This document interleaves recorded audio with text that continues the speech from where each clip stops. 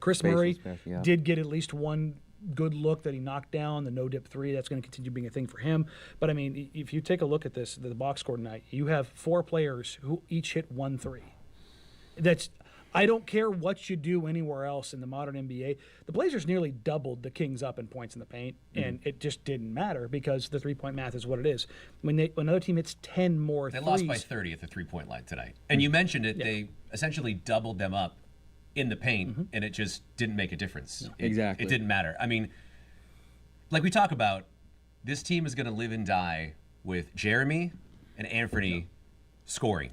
And they combined to go 7 of 24 tonight. And when that happens, it's going to be tough to win a basketball game. But the Blazers were in it for a while. I mean, this was a game until midway through the third quarter. The thing that the Blazers cannot do, whether it's Jeremy, Anthony, or anybody else, is have a long scoring drought.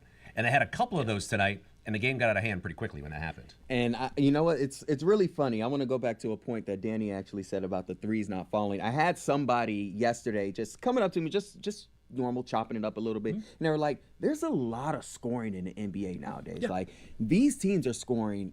First to start off the season, like 100 and 130 points, stuff like that. And we're like, the game is changing. The threes are following. Bigs are knowing how to shoot threes. You got Jokic. Whatever that is. DA made one the other day, for goodness and sakes. DA made They're all one. shooting threes. Exactly. Donovan hesitated. He almost shot one tonight, which was very exciting. Just a quick look. 5 teams tonight scored over 120 points in the NBA. And that's a normal night. It's a normal night. I mean, Paolo Banchero had a 50-piece. You had Damian Lillard had 33. Garland had 34. Jokic had 40. Lake Oswego's own had a really good night. Peyton Pritchard had 27. Oh, my gosh. Made poor Doc Rivers collapse on the sidelines in Boston. The 30-point scorers, it's become a norm on any given night. 40-point scorers has become a norm on any given night. When a guy like Damian Lillard goes for 71, that stands out. But the 30s and 40s, that's just another day that ends in Y. And a big part of that is how many threes teams are getting up. Now, on the far spectrum, you've got the Boston Celtics who are taking upwards of 60 a game.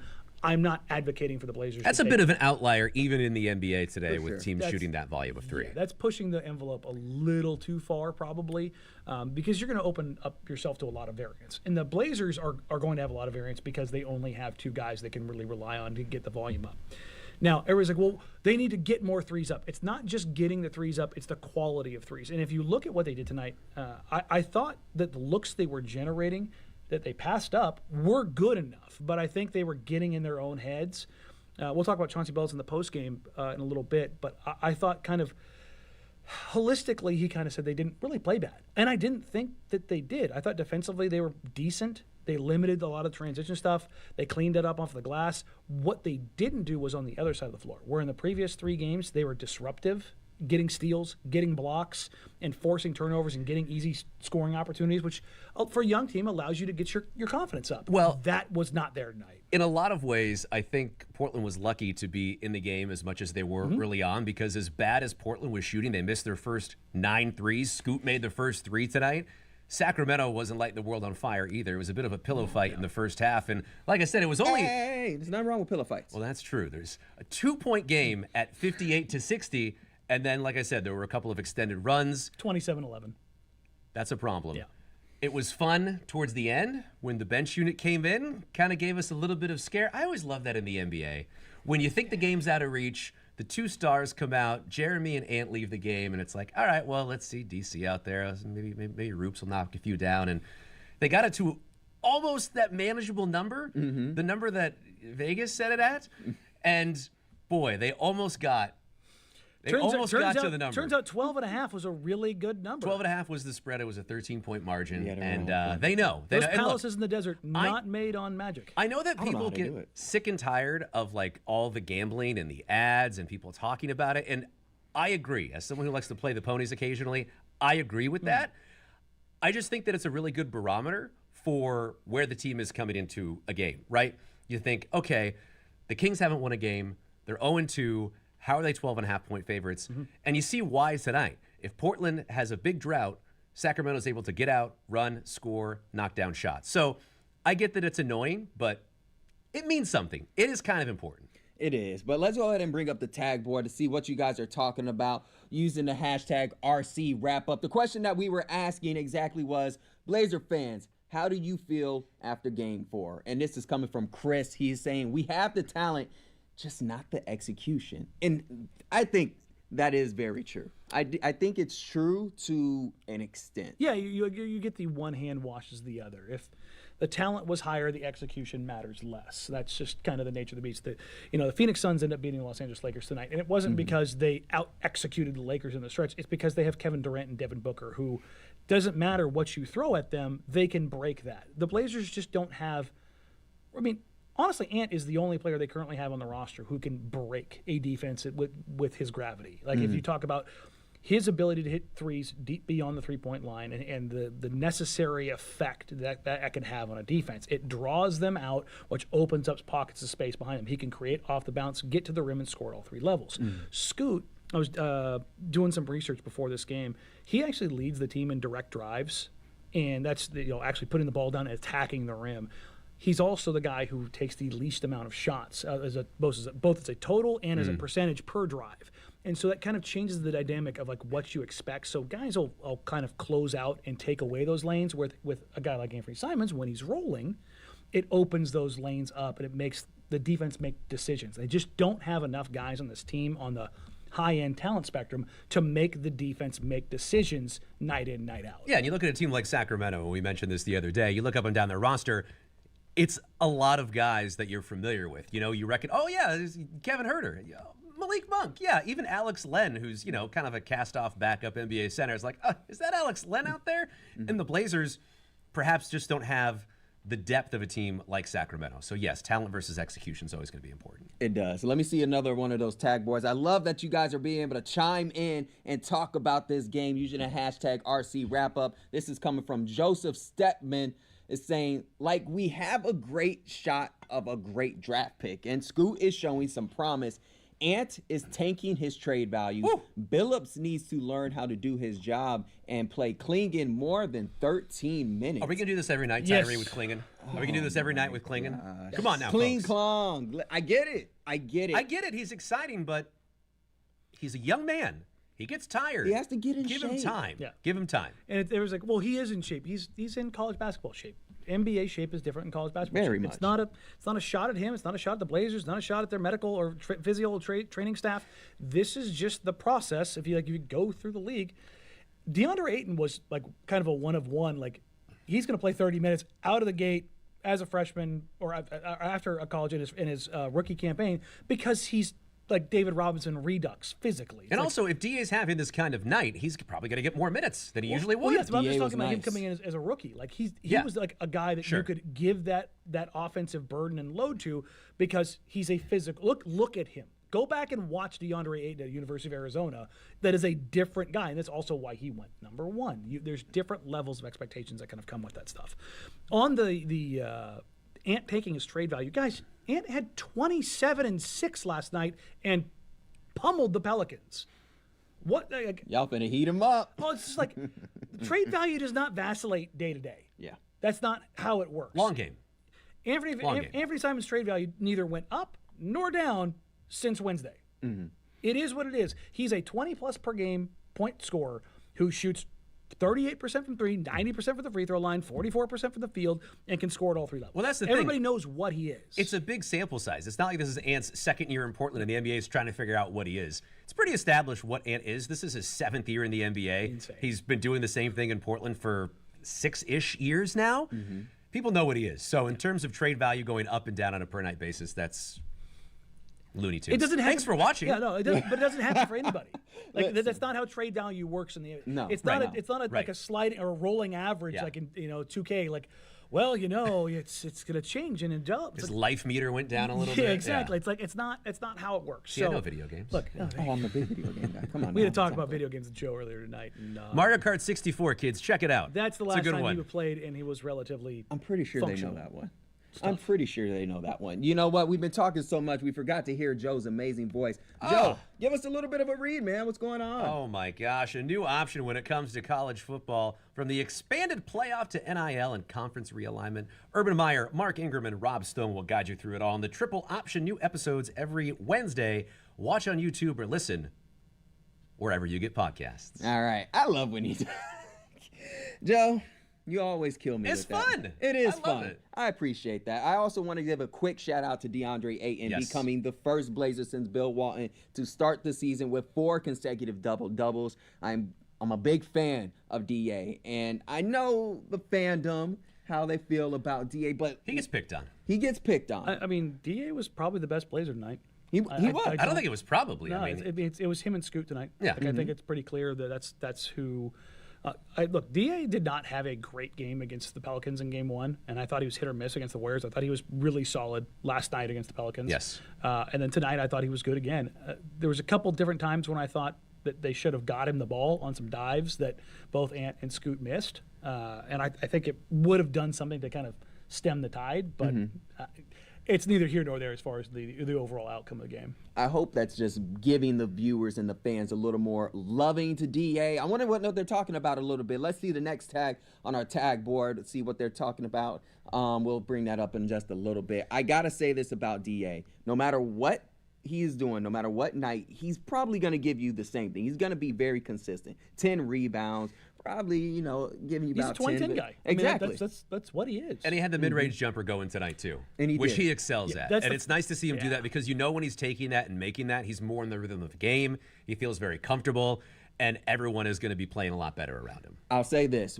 And you talked about this in the beginning of the season. If DeAndre Ayton is leading the box score for the Blazers, the wins aren't going to come. No, look, Da is what guy you want. He's your top supplementary guy.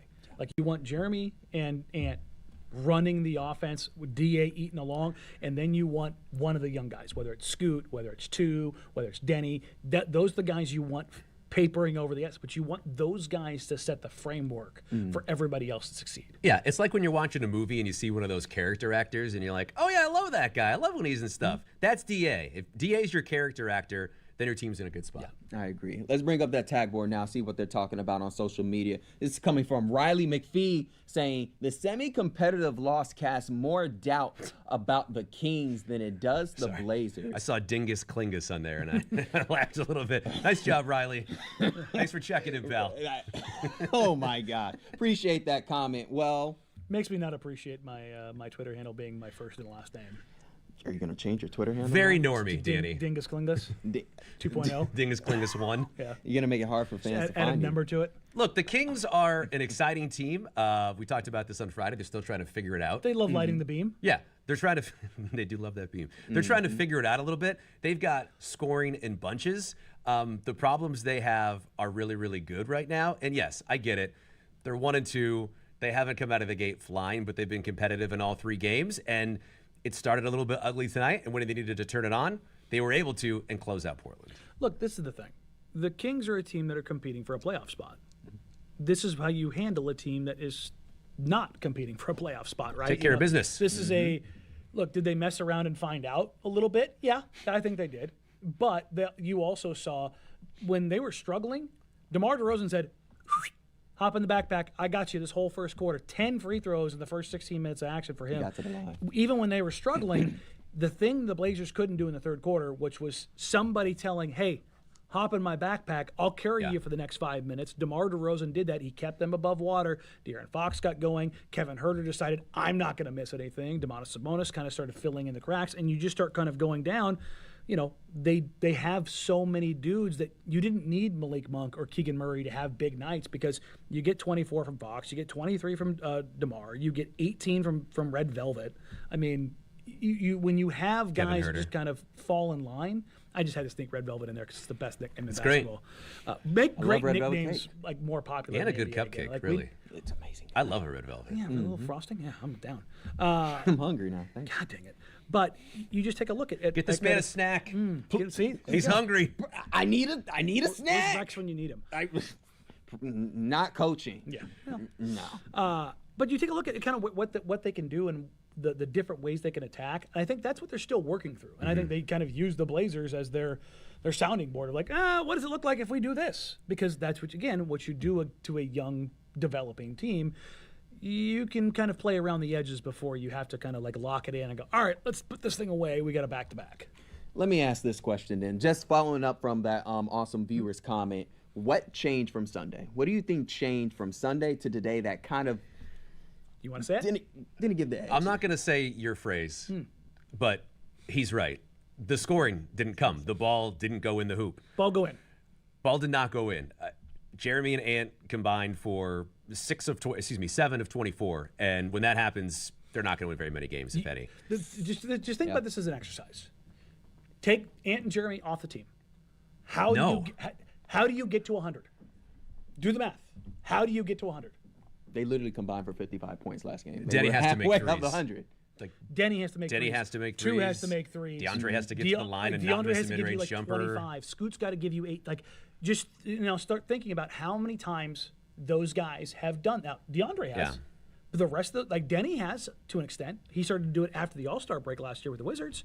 But Two hasn't done that. Scoot hasn't done that. Chris Murray hasn't done that. Roops hasn't done that. And even if they had Shaden right now healthy, you're still struggling to get to that point. Because remember, even in that 5-7 game stretch last year where he was just cooking and you're like, oh my God, to quote my friend Brandon Sprague, baby Kobeing, like you weren't able to get to that efficiently. So yeah, it's as much as it's fun to look at these guys up and down the roster and go, this guy can do this guy can do this guy can do this. They're still very, very, very thin on the scoring department when you're talking about guys that you can rely on. But Chauncey even said, we're going to have nights like this. This is going to happen. Jeremy and Ant, for as effective as scorers as they are, they're not going to make shots all the time. And you got to find ways to compete when that happens. And it's going to be difficult if you don't have other guys really getting hot for sustained stretches. I'm not going to say I'm worried about Denny yet because he's not like a traditional scorer. You're not expecting him to knock down 4 or 5 threes a game. But it would be nice to see a couple go in to kind of get that going a little bit because it's going to be tough. Yeah. And you can, like you said, you can see it on him. You can read the body language. Face, exactly. So if it's not going to come from Denny, if it's not going to come from Scoot at times, and Scoot had a good night. We'll get to Scoot in a second. But if they're not knocking down those open threes, especially those open corner threes, it's going to be a long night. It is going to be a long night. Continue to use the hashtag RC Wrap-Up to join the conversation. We want to see your questions. Danny is ready and fired up for him, and Joe is ready to calm him down, and I'm ready to give you a smile. But we're going to give you a smile with Joe to hear his voice on an amazing read. Joe, what you got next for us, brother? Oh, goodness. They may just be your new favorite pair. Join Heisman Trophy winner and actor Jerry Ferrara. Well, the Heisman Trophy winner is not Jerry Ferrara. Let me be clear. Turtle did not win a Heisman Trophy. Turtle was a hooper. Matt Leinart did. So those guys are together. They're doing a podcast, and it's called Throwbacks. They'll share stories about leading one of the biggest football teams and TV shows of their time with some family fun sprinkled in. Watch on YouTube wherever you listen to podcasts. Tune in. All right, there you go. You heard it from him. Now you heard that. I know you guys are waiting to talk a little about Scoot Henderson. Yes. 18 points tonight, 5 assists, 4 rebounds. Danny, go. I thought tonight you Go. saw there was a couple instances where you saw the idea of Scoot Henderson like making more sense. Like the concept of Scoot Henderson? And I think he started last season with these 4 games as opposed to the way that he started last season. There would be a very and it's not like he's been fantastic in these 4 games. He's just been like normal young guy, like up and down. Moments of glimpses. Yeah. There are glimpses in what he's doing. Those glimpses were just nowhere to be found in his first 20 games last year. It was deer in the headlights. It was a struggle. Yeah. But I think you saw I think that the shooting will ultimately be okay as far as his jump shooting. It's not something that truly bothers me. It's his finishing. That's what he has to square away first because his drive is his tool. So he's got to have, and he had the floater tonight, but he's got to be able to finish right hand, left hand, through traffic, around traffic, get guys in jail. He has got to be an absolute demon inside 5 feet. Yeah. Like he has got to go the Mike Conley school of floaters to end up being a guy who's supremely effective in that in-between range, because his athleticism, while high, is not John Morant. It's not prime Russell Westbrook. He's got. I mean, those are some lofty yes, comparisons. and that's the thing is that's what he was comped to coming out unfairly, and that was the thing. I tried to kind of stifle some of that stuff coming into his rookie year of like, look, he's athletic, but he's not that level of athlete. But that's so much of the Scoot Henderson story is the comparisons that he had coming in and being the savior of this franchise because Dame was on the way out, and he's starting at such a deficit, and then to have a rough start to his rookie season, everything that he does is going to be nitpicked. And I see a lot of fans who are being pragmatic online and saying, hey, I'm not going to make a judgment about this guy until we get to the end of the season. And I think I'm not going to tell anyone how to fan. If you want to be nuts about it, go crazy. I will. But I'm going to wait until the end of the season before I make a judgment on Scoot Henderson. I want to see 2 seasons and say, okay, where was the development from October to April? What does that look like? And yes, you're right. At the rim is key because we know the shot is not there yet, but that is his calling card. And I thought tonight we did see some glimpses of that. He had a very nice cut to the basket. He was able to get to the free throw line. He had 8 free throw attempts, which I also think is key. Driving in a way to initiate contact, still being in control, and getting to the free throw line because he'll get cheap points, he'll get confidence, and it will sort of feed upon itself at that point. I gotta ask, what do they want to see? What do you fans want to see out of Scoot? Because what Danny just said, compared to when he started last season, and if you're comparing the first 2 starts, he's significantly better, at least in terms of how to be on the court, how to help his team at least score, at least spread the ball around, just a little bit better than he was last year, and that's progress. I think you said it right the first time, significantly, because that's the key. Is I don't like doing this because Joe knows how I look at young players in the NBA. It's a thing that I let kind of roll out. I don't want to kill guys in their rookie deals because you're dealing with a blank canvas, whether you're a number 1 overall pick or the last guy in the second round. Expectations certainly change. But when you're talking about young guys, the first 4 years, it's not linear. You go up and down. The problem is, you hit on it. It's, yes, he followed in after Damian Lillard, which nobody's going to step in that role and look good. But to be fair, Scoot was tremendously bad. Like significantly below expectations, and he cratered in his first 5 games. And I think that the bar dropped and people panicked and freaked out. It was like, okay, this, and this. And that's understandable why people panic. Because it was built up so high. Not just that it was built up so high, but because you didn't have an infrastructure around him where it could sort of take a lot of the pressure off him. The idea was Scoot's coming in. He's going to be good right away because he was a number 3 overall pick, and not all draft picks are created equal. Someone who plays for a long time in college and gets a lot of reps is a lot different than the situation that Scoot Henderson was coming into the NBA, and I think we have to remember that as well. It was a number 3 player, yes, that you expected to be better sooner, but still a project in a lot of ways. I will say this. I'm going to give it, and this actually goes out to about Donovan, actually. Anthony Richardson, quarterback for the Indianapolis Colts, took himself out of the game yesterday because he was tired. He's sleepy. He was tired. He said, man, I'm gassed. I'm tired. He literally said it in the interview. He'll learn. Yeah, but you don't see that out of like Donovan and stuff like that. Y'all want him on the court. Yeah. But y'all see he's tired, but you don't see him taking himself out. So at least look at it like that way. I want you guys to look at it like Scoot's coming along. He's going to come along the way he's supposed to. And Donovan, if you don't see him saying, take me out the game. You don't see him saying, I'm too tired. He wants to be there. And if you want to take the positive from Scoot tonight, is he had a drive on Keon Ellis. Keon Ellis is a great defender. That's the reason he's out on the floor. He absolutely blew by him. Scoot wants to get to he wants to go right-left.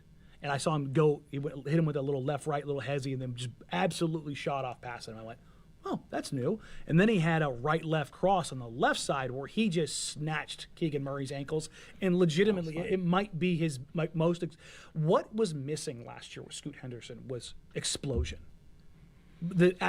Just because he's not Ja or not Russ in his prime or not prime Derrick Rose doesn't mean he's not explosive. And you didn't see enough explosiveness out of him. And I think you've started to see more of that. Look, do I want to see him dunk 3 times a night? Yeah. We all do. That'd be fun. Let me see some explosion off the bounce. Let me see how powerful and how much you can displace that energy and create space. And I think you saw more of that tonight.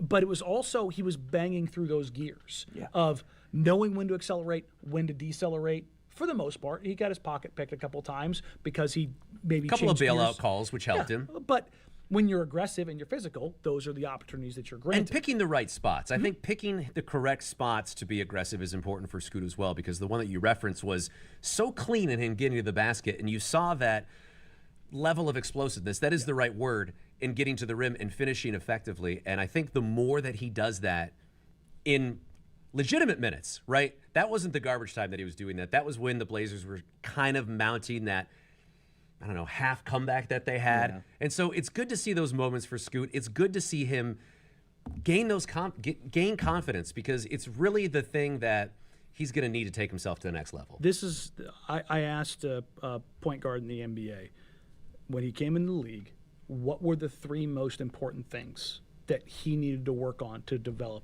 as a finisher? Footwork, my eyes, understanding defensive jobs, and knowing personnel. Like those 2 things growing together. And I think as you see Scoot progress, the things that I will continue to question, number 1, footwork, having a plan. If he squares those 2 things away, you'll start to see things kind of lighten up and change for him. And I'm interested to see how it looks against the Clippers on Wednesday night, because Ivica Zubac is a guy who has opening night for Scoot in his rookie year up in Seattle a couple weeks ago, has absolutely just eaten his lunch. And I want to see if he shows like a little bit of growth around that monster in the middle. I think that's going to be interesting. Let's see what they're saying on social media about Scoot right now. Let's bring up that awesome tag board. This comes from Mike Dennis at Banker. Well, He's Mike a banker. Dennis. All right. Yeah, Banker. Okay. Banker Mike 747. The fans expect Scoot Henderson to be better than Damian Lillard. Hey! Well, I think there was people who tied that Scoot was replacing Dame. And that was never the case. I like that tweet. I mean, it's not the case philosophically, but he literally did, right? I mean, you have a franchise point guard in Damian Lillard, who is arguably the best Blazer of all time, and then you're bringing in a point guard. He's highly drafted. Yes, there's an expectation that he is going to replace Damian Lillard. I don't think that fans expect him to be better than Damian Lillard, the franchise's all-time leading scorer. But yes, there is an expectation when the player who is the face of your franchise for a decade departs, and then you draft that position high in the draft the next time you have an opportunity to take a player. So yes, I do think that literally he was brought here to replace him, but no, the expectation that he's going to be better than Damian Lillard is wackadoo. Here's the hypothetical. Let's say the Charlotte Hornets, instead of taking Brandon Miller, take Scoot Henderson, and Miller falls to the Blazers at 3. Do you think people would feel the same if Ant slides into the 1 and Shaden's at the 2 and Miller's at the 3? Do you think they would? In say terms of Ant, the replacement, would Ant be replacing Dame, No. or would be Miller still replacing Dame because he's the new shiny thing with the expectations? I don't think either of that would happen, because Ant has been here and established. It's not like Ant is this new thing that we're trying to figure out. Blazer fans know what Ant is. He's a microwave scorer. He'll get you 20-plus points a game, and, not great defense, honestly. And yes, Shaden is Shaden. Brandon Miller would be an unknown. But no, I don't think there'd be the same expectations on a Brandon Miller to replace Damian Lillard, because Just positionally? it's not a one-to-one. I think that's the thing that sticks in Blazer fans' mind, that it's a new point guard. Our point guard left. He's the new Dame, or a version of it. And that's unfair to do to Scoot, at least right now. Give him a couple years, maybe it won't be. But right now, it's unfair to do to Scoot. I'll say this quickly, or at least ask you guys. They want Scoot to be the identity of this team. That's what fans are essentially hoping, or at least hoping that his leader and his game will be essentially the identity of his team. But what do you guys think the identity of his team is now? I think I'd push back on the general fan wanting Scoot to be the identity. I think they want him to be very good. I think Face of the franchise, maybe. I think they want it. I think they want it to be Shaden, because there's a certain je ne sais quoi of there's a unknown quality. Well, not only that, there's a callback to Brandon Roy. Sure. Because of the silkiness and the smoothness. If you know me, you know what I think of Brandon Roy.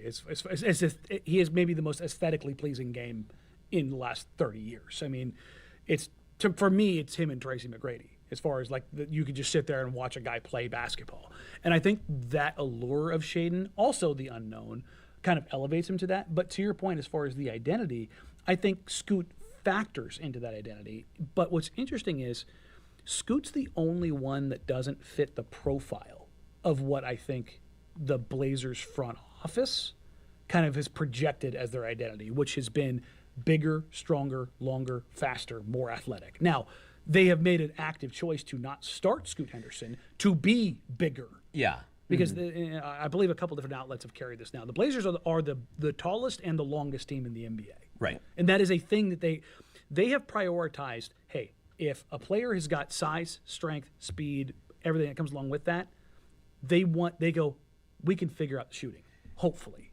I think there's a difference between what they want the identity to be and what it is now. Yep. Because yes, they are the biggest, longest team in the NBA. So that's part of it. But running is a theme that I hear Chauncey saying. They want these guys to get out and fly. And I think the other piece of it, and it's sort of contradictory because you don't think of grit when you think of a team that gets out, runs, is in transition, but I think they want those two things to be their identity. Size and running, and also a little bit of grit and nastiness, which is where I think 2 comes into play with this team that really fits the identity of what they're after for now and the future. And in terms of players who are fitting both of those things to be the identity of the team today and perhaps 3 to 4 years from now, 2 is the guy that I look at. Shaedon is the guy that I look at. And you're right, Scoot is someone who they got to figure out a way to fit into that. And it's like we talked about a second ago, Tyree. It's him finishing effectively at the bucket and being really aggressive. I'm waiting until we actually get to see Shea out there, which, will be coming eventually soon. Yeah, see, we're 3 weeks out before he's probably got a chance. Okay. So there's a chance. There's a chance. I think Before Turkey Day. Maybe? That's a good gift. Yeah. I would say right now, mid-November is the earliest you'd see him back. I looking at the schedule, I think they play the Hawks on the 17th. And they're going to be careful. And look, with the last thing we want is to rush Shaedon Sharpe back. Yeah. He's not. We don't coming need back that. Unless he's at 100%. And that's the way it should be. Yeah, 95, 98, 99, he's not coming back. When he fully clears, no issues, nothing in that shoulder, he will return. I will tell you, Shaedon is chomping at the bit and taking every opportunity he can to get on the basketball court. Because if he doesn't,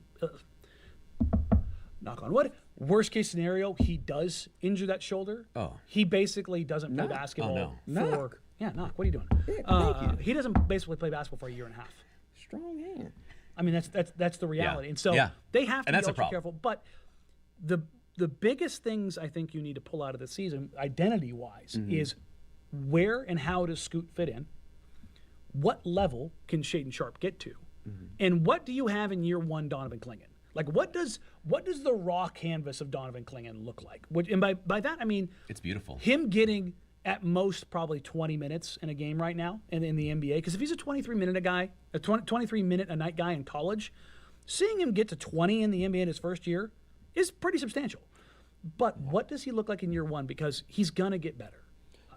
And if you've got something that's you look at and you go, he's a monstrous shot blocker. He's a plus rebounder. Let's say he's a world-class offensive rebounder. Then you can start ticking boxes of identity because you've got a guy you can rely on to do these 3 things.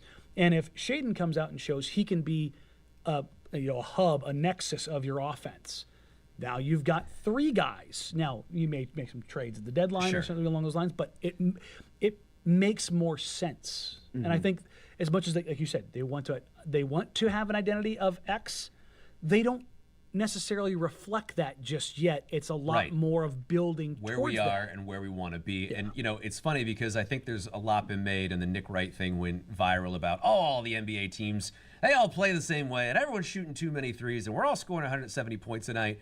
Well, the Knicks aren't. And I heard Tom Havistro on the radio earlier today, and he made some really interesting points about the way the Knicks are playing right now with Tom Thibodeau, that they are playing the same way that the 90s Knicks played, right? Really slow it down, grind it out, and it remains to be seen if that works. But I think it's interesting when everyone is zigging, the Knicks are zagging, and, trying to find some sort of identity is I'm not suggesting the Blazers try to score in the 70s and win games that way. I just think it's interesting that someone is doing something different in the NBA when it just seems like everyone's trying to copy each other. And so the Blazers' identity is something that we'll talk about throughout the course of the season, whether it's changing, Shaden coming back, Tease coming back, how that all factors into the situation. Checking in real quick with the Knicks. They are 1-2 and they lost to the Cavs tonight. So it's not. All right. So look, early returns aren't great. Not great, Bob. No. I didn't say it was going to work, but that's fair. it's an identity. It's something. It's something. Well, 111 to 98. Blazers suffered their third loss to the season, dropped to 1-3 on the year. They will be going to L.A.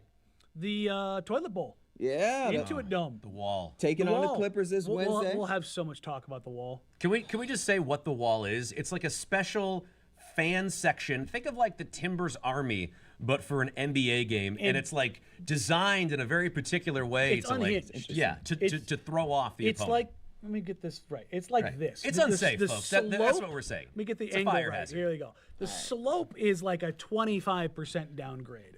And it's one of those things where it's like, I feel like somebody's going to get a stampede started. Right. And it's like, And it's gonna be Steve there's Ballmer. literal bars. Man's a like, lunatic. I haven't there's seen it. bars that they have in front of them to keep a stampede like of people Sure. falling over. But like but you get up on the rail and it drove the Suns crazy.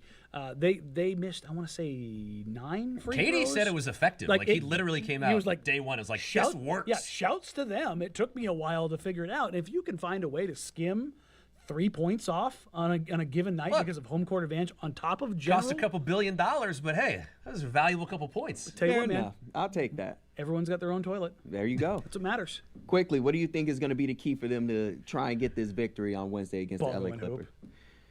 I'm just gonna. It's gonna Can be we the thing. like mix up the way you say it though? Because if we're into Christmas and we're saying ball going hoop every single show, I'm gonna lose it. I mean, we gotta have a different way to say this. I'll just come up with like Make baskets. You know what I'll do? There we go. I'll just like come up with a different language every night. May have Portuguese. Do the one Mark night. Mason just Yeah, run through yeah, Russian, Can you different speak dialects? little Mandarin. I think there's like isn't there like 13 different dialects in like mainland China? Like I could probably, Rosetta Stone this thing a little bit. Duolingo. Just I, fire it up. I might bet you on air. Ball go in hoop. Just butcher some languages. I like it. All right. Well, Joe, what's your suggestion? I What do you mean, think? I just think it's the same thing that we talk about, right? It's Anthony, it's Jeremy, and they have to make shots. That's really all it comes down to. And if James Harden goes for 50 or does something silly, or Norman Powell goes for 40, it's going to be tough sledding. We talked about this yesterday. This is a tough stretch of games, not only this this week. week, but the next couple of weeks. They're at Los Angeles, and look, the Clippers weren't expected to be a great team, but it kind of seems like they're getting a bump from the stadium, and Harden seems like I'm going on a revenge tour this year, so it'll be interesting to see what the Clippers actually do. And then we come home, we're playing the best team in the Western Conference, and then we're back on the road playing Phoenix and New Orleans. It's tough sledding. I do think that if you're going to get one, it probably is Wednesday against the Clippers, just going into preseason expectations. Like if you were to map out all these teams and who it's most likely your beat, it's going to be the Clippers, but it's not going to be a tough game. And again, it's a brand new building, and even the vets like Jeremy and Ant are going to have weird sight lines, and it's going to all look different to them. So it's going to be a really interesting game. We're going to wear Halloween costumes, so tune in for Hey. that, regardless of the score of the Holidays. game. There we but go. it's going to be a lot of fun, and I'm excited to see that asylum that they got down there in LA. Yeah, no, I like the fact that Ballmer's went. Yes. He went all out. I totally agree with that, genuinely, Danny. He cares. He actually. Oh, he's cares. excited. You've seen him. No, Yeah. and it's like it's a real thing, and I am interested to see how much impact the fan, interaction has in general. But yeah, there's a reason. It's not because I'm a pessimist. That's not why I picked them to go 7-23 in their first 30 games. It's because they're a team that if the first two things, if Anthony Simons and Jeremy Grant don't get you the requisite level of performance, you're kind of cooked. And if you don't have the whole thing about basketball, modern day basketball, is this: you have to be able to solve the same problem multiple ways, and the Blazers can't do that. Like, there's only one way to solve that Rubik's Cube. And until they get to that point, they have to check those things. And it sounds like it sounds tiresome, but it's the same thing. You're just going to keep hitting until, they get Shaden back and they have like another, curveball that they can add to the repertoire. But we do have good news for Blazers fans. The Cups are back. The collective Cups are back. That's right. Donovan Clingan, you can get his November 13th. There's one for an NBA Cup game somewhere between the 10th and the 17th for Scoot Henderson, and then Shea's is in January against the Clippers. They're going to be available to the first 7,700 77 fans Driving at the home Moda like Center 77. for those games. I think you can buy them online too, but I'm excited they're back. The DQ glasses from our youth, very exciting. I was reminiscing a little bit, and I went online and I saw the old glasses, one with TP, and he's got the golf swing going, and Duck's got the fishing. They're great. This is nostalgic for you all right. guys. I wasn't here All right. around this. It's great. Danny wants him to earn it. I do. He does. Look, I'll say it. I know I'm going to sound like this is Grumpy Gus here. This is Danny Downer. I get it. I don't. The original Cups, you had Hall of Famer Clyde Drexler and All-Star Terry Porter All-Star and All-Star Kevin Kevin Duckworth Yeah. and Buck Buck. Williams and Jerome Kersey. Like Yeah. you had a team that had multiple finals runs. Yes. Like that was like Rip City Mania was live. Bust a bucket. Like Yeah. that was. Look, I think it's a cool idea that they did. It is. It is. I am definitely shaking fists at clouds. I understand. I am old guying this 100%. But even the next era, Dame, Robin, LaMarcus, Wes, like Nick. But I get it. That but group was a significantly better proven group. But they're intentionally packaging the young guys together. It's They not like are. they're doing Ant and they're doing Donovan. It's not like they're kind of grabbing random guys. Like there's obviously a concerted effort to get the young guys I together. want to see him work for it. Okay, well, you don't have to work for your handed glass. nostalgia. Just I go don't to the like- Moda Center. Go to the Moda Center. We had another thing. Can we do the D Wade statue? I don't want to run out of time. Oh my god! I know they're disappointed in me in the back. I'm skipping around. Can we look at the Dwayne Wade statue? I know that wasn't the next one prepared, but Dwayne Wade had a statue Rightfully so. unveiled of him. Yes, He- best player in franchise history, Yes. Tyree. 1,000%. Okay, and there he is, Lawrence Fishburne. You Who see, is you that? see the statue right there. Unironically tweeting, D Wade's legacy is forever cemented in Miami. If you don't think it looks like Dwayne Wade, neither does he. He says it's an artistic interpretation of a human. I mean, did you? That's a literal quote. Did he you said. catch the clip of his speech? Yeah. He turns his back, points to the statue, and goes, "Who is this guy?" And it's like he's not actually saying like, "Who is Well, this guy up here?" yeah. But more metaphorically, but also means it. figuratively, who is this He's guy? like, it's all of us. It's for us. And he turned to his kid, and they're both kind of like, Can we recreate that? Can I be the kid? All right. okay, tell us, Tyree. Let me tell Let us you. hear it. All right. Let us as hear as a guy that grew up in Florida, I'll tell you, they're not happy. They're really not, because he looks like he's in the Matrix. Why does he look like that? His jaw is not that huge. His head is not that big. And let me tell you something. His facial hair wasn't even there when he did that. Like I don't know who made the statue. I'm very Couple of concerned. Italian guys. We do Spanish know guys. they're the same ones that made the Kobe statue that doesn't look like Kobe and also had multiple spelling errors on the. Kids, if Yeah. you want a vocation, learn how to make statues. You have work available. Look, I'm telling you, We're the Renaissance we're out era, of sculptors. The Renaissance era, the stressing me level out. of appreciation. I know. I'm sorry, I was not familiar with your game because actually my looked- God, you had so literal hand tools. And you're better than guys with computers and everything else that you I can do. googled And, like best statues ever, and they were all from like 2,000 years I'm just ago. like- It's like, what are we doing? Like, all right, we got the Statue of Liberty. That's a good one, but like, we wow. haven't figured it Great. out since then. Like, come on, guys, what are we doing? and even I that, don't like know. that's the French.